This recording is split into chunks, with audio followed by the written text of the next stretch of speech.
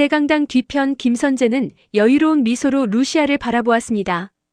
그의 눈빛은 이미 승리를 확신한 사람의 것이었습니다.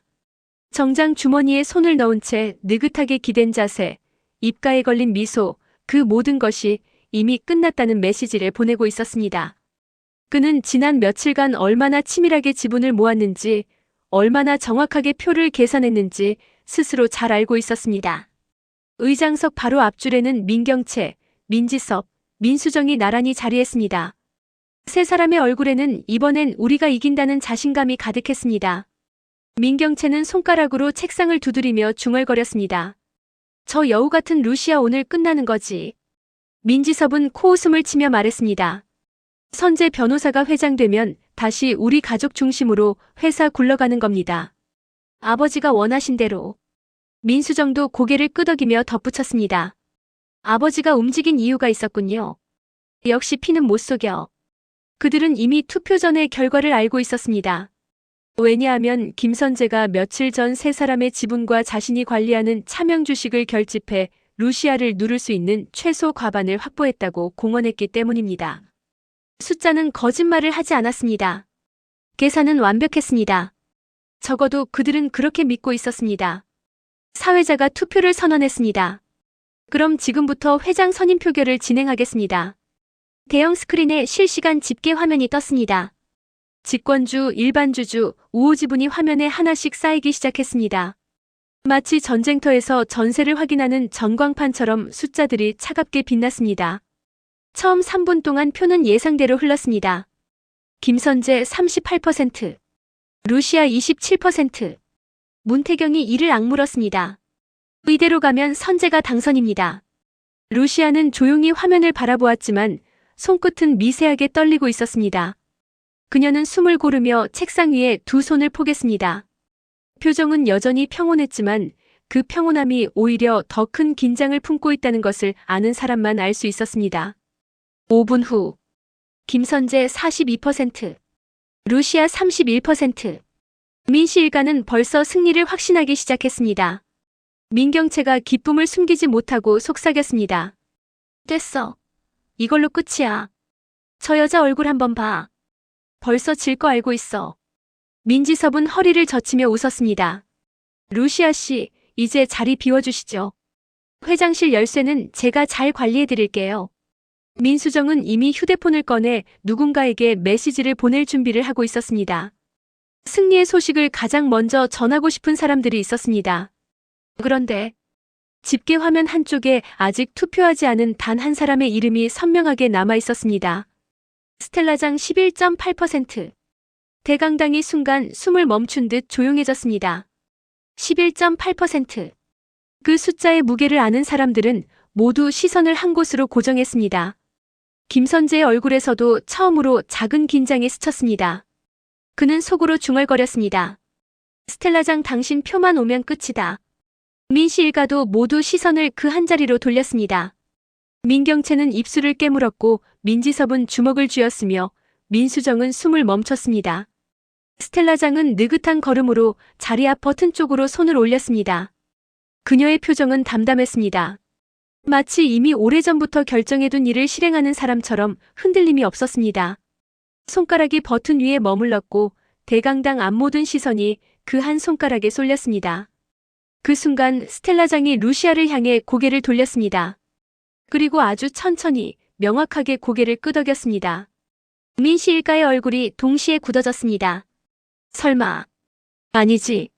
말도 안 돼. 스텔라장의 손가락이 내려갔습니다. 루시아 찬성. 삑. 투표 완료음이 울렸습니다. 그리고 곧바로 결과 화면이 바뀌었습니다. 최종 결과 발표. 루시아 43.1%, 김선재 42.6%, 단 0.5%로 승부가 갈렸습니다. 대강당이 들썩였습니다. 누구는 탄식했고 누구는 숨을 들이켰습니다. 박수 소리가 여기저기서 터져나왔고 비명 같은 한숨도 섞여 들렸습니다. 순식간에 대강당은 소용돌이 속으로 빠져들었습니다. 사회자가 떨리는 목소리로 선언했습니다. 민강유통 제17대 회장으로 루시아님이 선임되었음을 정식 발표합니다. 민경채는 자리에서 벌떡 일어나 소리쳤습니다. 안 돼. 그 여자가 회장이라니. 그녀의 목소리는 울부짖음에 가까웠습니다. 얼굴은 창백하게 질렸고 두 손은 주먹을 쥔 채 떨리고 있었습니다. 민지섭은 멍하니 화면을 바라보며 중얼거렸습니다. 말도 안 돼. 아버지가 밀어준 후보다. 우리가 모은 지분이 더 많았는데. 민수정은 고개를 저으며 혼란스러운 표정으로 속삭였습니다. 왜 스텔라장이 배신하는 거야? 우리한테 유리한 게 더 많았을 텐데. 세 사람은 그 자리에서 얼어붙은 듯 서 있었습니다. 그들의 표정에는 좌절, 혼란, 절망이 복잡하게 얽혀 있었습니다. 마치 전쟁에서 승리를 확신했다가 마지막 순간 역전패를 당한 장군들처럼 그들은 할 말을 잃었습니다. 김선재는 침착하려 했지만 입가가 떨렸습니다. 눈빛은 순식간에 얼음처럼 차가워졌습니다. 주먹을 쥔 손은 하얗게 굳어 있었고 턱선은 바짝 긴장해 있었습니다. 스텔라장, 당신이 왜 저쪽을 택한 거죠? 이런 실수가 있나?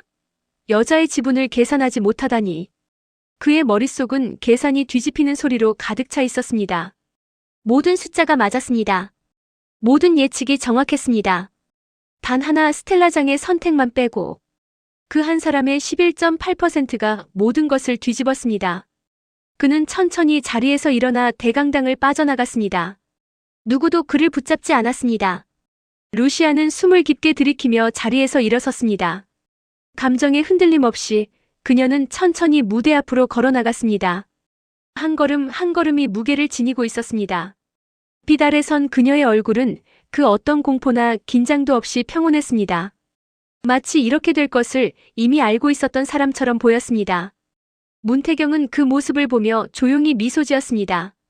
그는 알고 있었습니다. 루시아가 얼마나 오래 이 순간을 준비해왔는지, 얼마나 많은 밤을 지새우며 계산했는지. 루시아는 단상 앞에 섰습니다. 그리고 조용히 고개를 숙였습니다. 믿어주신 모든 분들께 책임으로 보답하겠습니다.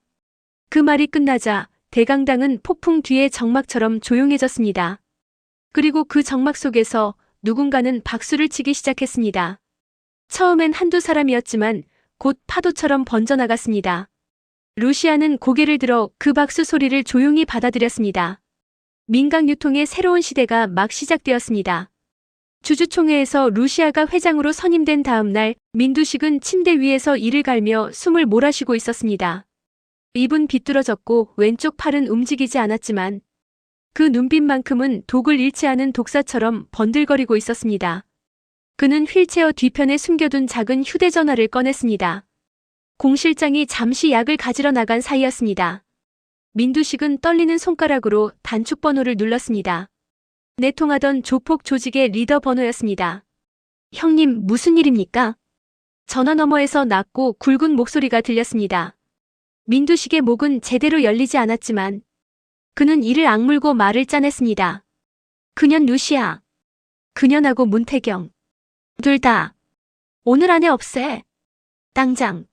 조폭의 답은 짧고 분명했습니다. 알겠습니다. 이번엔 확실히 처리하겠습니다. 민두식은 안도의 숨을 쉬었습니다. 그리고 천천히 휴대전화를 무릎 위로 떨어뜨렸습니다. 그 순간 문이 살짝 열리며 어디선가 삐걱거리는 발소리가 들렸습니다. 민두식은 눈을 치켜들었습니다. 그 문틈 사이로 얼굴이 반쯤 나온 사람이 있었습니다. 민경채였습니다. 머리는 산발, 눈은 충혈되어 있고 정신은 온전하지 않았습니다. 하지만 방금 들은 내용만큼은 그녀의 혼란스러운 뇌에도 깊이 박혔습니다. 아버지, 지금 뭐라 그랬어? 그녀의 목소리는 떨리고 있었지만 그 떨림은 분노의 진동에 가까웠습니다. 민두식은 당황해 침대 난간을 흔들며 소리를 질렀습니다. 경채야, 너는 신경 쓰지 마. 내가 알아서. 그러나 그의 말은 끝까지 이어지지 못했습니다. 민경채의 시선이 갑자기 비정상적으로 뒤틀렸기 때문입니다. 동공이 흔들리고 입술은 경련하듯 떨렸습니다. 그리고 그만해. 침대 옆에 놓여있던 금속 난간이 그녀의 손에서 삐걱거리며 휘었습니다. 그녀는 단숨에 아버지의 침대 앞으로 달려들었습니다. 아버지 때문에 다 망했어. 엄마도 나도 세리도. 그 비명은 병실의 공기를 찢어버릴 만큼 날카로웠습니다. 그리고 다음 순간 민경채의 두 손이 민두식의 목으로 날아갔습니다. 당신이 우리 모두를 미치게 만든 거야. 죽어버려. 민두식의 얼굴이 순식간에 붉어졌다가 보라색으로 변했습니다. 숨이 막히는 소리가 목에서 꺽꺽 났습니다.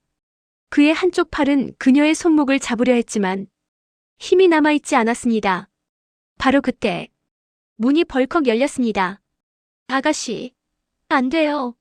제발 그만두세요. 공 실장이 달려왔습니다. 그녀는 떨리는 두 손으로 민경채의 팔을 잡아당겼습니다. 하지만 민경채는 비정상적인 힘으로 버티고 있었습니다. 마치 악몽 속 괴물처럼 오로지 파괴 본능만 남은 사람처럼 보였습니다. 저 인간 때문에 나 망했어. 공 실장은 울먹이며 외쳤습니다. 제발 정신 좀 차리세요, 아가씨. 이러다 두 분 다 죽습니다. 제발. 그러나 민경채는 듣지 않았습니다. 눈은 완전히 뒤집혀 있었고 손가락은 민두식의 목에 더욱 깊게 파고들었습니다. 민두식은 헐떡이며 마치 바닥으로 가라앉는 사람처럼 점점 힘을 잃고 있었습니다. 공 실장은 마지막 힘을 짜내 민경채의 팔을 두 손으로 붙잡고 뒤로 강하게 당겼습니다. 아가씨, 그만. 마침내 민경채의 손이 민두식의 목에서 떨어져 나갔습니다. 그리고 그녀는 비틀거리며 바닥으로 무너져 울부짖기 시작했습니다. 왜 우리 가족은 이렇게까지 망해야 하는데? 왜? 민두식은 침대 위에서 가까스로 숨을 몰아쉬고 있었고 공 실장은 두 사람 사이에서 온몸을 떨고 있었습니다. 그리고 아무도 모르게 이 장면을 지켜보는 사람이 한 명 있었습니다. 민세리였습니다. 민세리는 아버지의 목을 조르는 민경채의 모습을 망연히 바라보고 있었습니다. 문틈 사이로 들려오는 비명, 울부짖음, 공 실장의 절규. 그 모든 소리가 세리의 머리를 강타하듯 때렸습니다. 그녀의 표정은 점점 일그러졌습니다. 어쩌면 이미 오래전부터 흔들리고 있었던 마음의 벽이 이 장면을 보고 완전히 무너진 듯 보였습니다. 나 때문인가? 전부 나 때문인가? 마치 두 목소리가 뒤엉켜 그녀의 귓속을 두드리고 있었습니다. 넌 내 딸이 아니야. 엄마 나 왜 버렸어? 세리는 두 손으로 귀를 막았습니다. 하지만 이미 목소리는 마음속에서 울리고 있었습니다. 그리고 결국 그녀의 발은 민강유통 본사 건물 옥상으로 향했습니다. 민강유통 본사 옥상은 밤바람이 강하게 불고 있었습니다. 도시의 불빛이 흔들리며 아래로 끝없이 떨어지는 듯 보였습니다. 그 난간 위에 세리가 서 있었습니다. 발끝이 허공 위에 걸쳐 있었고 흔들리는 몸은 금방이라도 무너질 것처럼 보였습니다. 세리는 두 손을 떨며 난간을 붙잡고 있었지만 시선은 정면이 아닌 어딘가 먼 곳을 보고 있었습니다. 아마도 살아생전 항상 자신을 괴롭히던 그 질문. 나는 누구인가가 끝없이 에코처럼 울리고 있었습니다. 미소야. 그녀의 목소리가 바람에 실려 떨렸습니다. 미안해, 정말 미안해. 그 말은 누군가에게 말하듯 내뱉었지만 사실은 자기 영혼이 스스로에게 흘리는 참회의 눈물이기도 했습니다. 그때 갑자기 옥상 문이 쾅 열리며 김선재가 뛰어들어왔습니다. 세리야, 내려와. 그런데 서면 안 돼. 그는 가능한 한 부드러운 목소리를 내려고 노력했지만 목소리에는 다급한 탐욕과 두려움이 얹혀 있었습니다. 세리는 돌아보았습니다.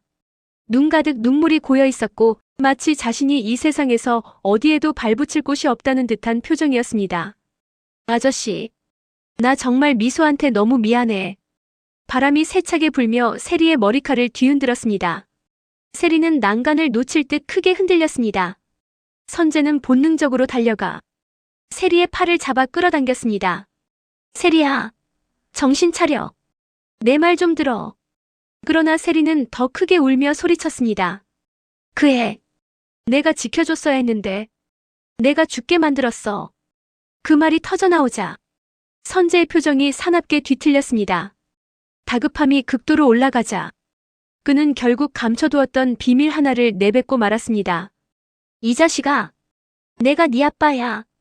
아빠 앞에서 지금 이게 무슨 짓이야. 그 외침은 옥상 위에서 폭발하듯 울려 퍼졌습니다. 그러나 세리는 그 말을 듣는 순간 얼굴이 창백해졌습니다. 그녀는 고개를 저으며 한 발 뒤로 물러났습니다. 거짓말 하지 마. 그럴 리 없어. 아니야, 아니라고. 그녀의 몸은 난간 위에서 위험하게 흔들렸습니다. 선재는 사색이 된 얼굴로 그녀를 붙잡으며 더 강하게 끌어당겼습니다. 세리야, 제발. 하지만 그 손길이 너무 강했습니다. 세리는 본능적으로 그를 밀쳤습니다. 그만해. 순간 균형을 잃은 김선재의 발이 난간에서 벗어났습니다. 눈이 크게 흔들리며 손끝이 공중에서 허우적거렸습니다. 그리고 그는 아래로 떨어졌습니다. 짧은 외침, 공기마저 먹먹해지는 침묵, 그리고 도시의 불빛 아래서 작은 점처럼 멀어져가는 실루엣만 남았습니다. 세리는 멍한 눈으로 그 장면을 바라보다 곧 자신이 밀었다는 사실에 공포로 질리기 시작했습니다. 나 어떡해. 그녀는 그대로 무너질 듯 다시 난간에 매달리듯 섰습니다. 눈물이 연달아 흘러내렸습니다. 미소야. 이번엔 정말 내가 갈게. 그 순간 세리야. 누군가의 외침이 들렸습니다. 뒤에서 달려오는 발걸음 소리. 그리고 뜨겁고도 절박한 손길이 세리의 손목을 붙잡았습니다. 루시아였습니다. 숨을 몰아쉬며 달려온 그녀는 두 손으로 세리의 손을 붙잡았습니다. 세리야. 엄마야. 엄마가 왔어. 제발 이 손 놓지 마. 세리는 눈가에 번진 눈물 속에서 루시아를 바라보았습니다. 엄마? 루시아는 있는 힘을 다해 그녀를 끌어당겼습니다.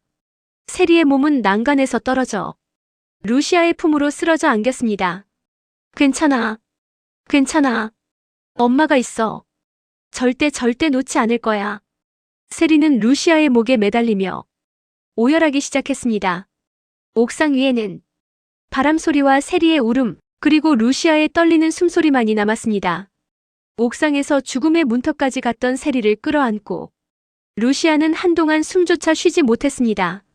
세리가 품 안에서 떨릴 때마다 그 떨림이 고스란히 그녀의 심장으로 전달되는 듯 했습니다. 루시아는 세리의 등을 토닥이며 떨리는 목소리로 속삭였습니다. 괜찮습니다. 엄마가 있습니다. 이제 그 어떤 것에도 당신을 혼자 두지 않습니다. 세리는 울음에 젖은 얼굴로 천천히 루시아의 목에 매달렸습니다. 눈물과 숨이 뒤엉켜 나오며 그동안 한 번도 부르지 못했던 단어가 입술 끝에서 조심스럽게 흘러나왔습니다. 엄마. 그 한마디는 루시아가 지난 20년 동안 견뎌온 절망과 복수, 그리고 억눌렀던 슬픔을 단숨에 녹여내는 듯 했습니다. 루시아의 눈에도 눈물이 차올랐습니다. 이제 더는 숨기지 않아도 되는 관계, 더는 빼앗기지 않을 사람, 그리고 비로소 되찾은 내 딸. 두 사람은 그렇게 서로의 상처를 끌어안으며 진짜 모녀로 다시 태어나고 있었습니다. 며칠 뒤 김선재의 장례식장이 조용히 열렸습니다. 그러나 그곳에는 향 냄새와 빈 의자만이 있을 뿐이었습니다. 조문객은 단 한 명도 없었습니다. 그가 생전에 쌓아온 모든 인맥은 돈과 욕망의 줄 위에서 이어진 가짜 연결이었고 그 줄이 끊어지자 그의 삶은 끝처럼 쓸쓸하게 정리되었습니다. 장례 지도사가 정해진 절차를 읊었고 장례식장 직원들이 최소한의 예를 갖춰 움직였지만 슬픔은 없었습니다. 애도도 없었습니다. 그의 마지막은 그가 살아온 방식과 너무나 닮아 있었습니다. 남을 밀어 떨어뜨리다. 결국 자기 손으로 추락해버린 남자의 최후였습니다. 한 구석의 작은 영정 사진만이 희미한 미소를 흘리고 있었지만 그 미소조차도 누구에게도 기억되지 않는 공기 속에 사라져갔습니다. 같은 시각 민두식의 저택에는 여러 대의 경찰차가 동시에 멈춰 섰습니다. 조폭 사주 정황, 루시아 문태경 납치 지시 통화 내역, 공실장의 증언. 모든 퍼즐이 하나씩 맞춰지면서 경찰은 결국 민두식을 소환하기 위해 직접 집을 찾은 것이었습니다. 문이 열리자 경찰들은 단호한 표정으로 안으로 들어섰습니다. 민두식 회장님, 조사에 협조 부탁드립니다. 그러나 휠체어에 앉아있던 민두식은 눈을 동그랗게 뜨더니 갑자기 귀여운 척 웃으며 고개를 갸웃했습니다. 어이구 이거 우리 애기들 친구들이요? 하하 참말로 귀여운 청년들 왔네. 근데 나는 아버지도 모르겠다. 경찰들은 서로 눈을 마주쳤습니다. 분명 치매 연기였습니다. 민두식은 눈을 굴리며 침대 곁에 놓인 인형을 쓰다듬었습니다. 난 오늘 밥은 먹었나? 우쭐우쭐 아무것도 모르겠다. 하하. 경찰은 침착하게 반복했습니다. 회장님, 연기하셔도 소용없습니다. 지금 바로 동행하셔야 합니다. 그러자 민두식의 얼굴이 다시 일그러졌습니다. 비뚤어진 입꼬리가 떨렸고 눈빛은 잠시 본 모습을 드러냈습니다. 하지만 그는 곧바로 다시 혀를 굴리며 흐물한 말투로 변했습니다. 나 몰라요. 집에 있을랍니다. 내 발로 못 가요. 여기 내 집이라. 경찰 2명이 그를 부축하려 하자 민두식은 갑자기 바닥에 드러눕듯 몸을 비틀어 버텼습니다. 안 가. 나 오늘 배 아파. 나 조사 같은 거 모르겠다. 그러나 그의 발버둥은 더는 누구에게도 위협이 되지 않았습니다. 경찰들은 조용히 휠체어를 고정하고 그의 몸을 다시 앉힌 뒤 천천히 집 밖으로 이동하기 시작했습니다. 민두식의 2 눈은 그제야 크게 흔들렸습니다. 그는 마지막 저항처럼 입술을 떨며 중얼거렸습니다. 루시아, 나 아직 안 끝났어. 그러나 그 말은 차량 문이 닫히는 소음에 묻혀 허공으로 사라졌습니다. 함께 시청해주셔서 감사합니다. 구독과 좋아요는 사랑입니다.